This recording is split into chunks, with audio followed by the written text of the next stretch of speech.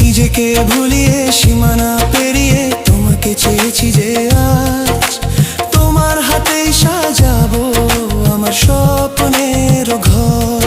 আমি তোমার প্রেমে পড়ে দুনিয়া ভুলে গেছি।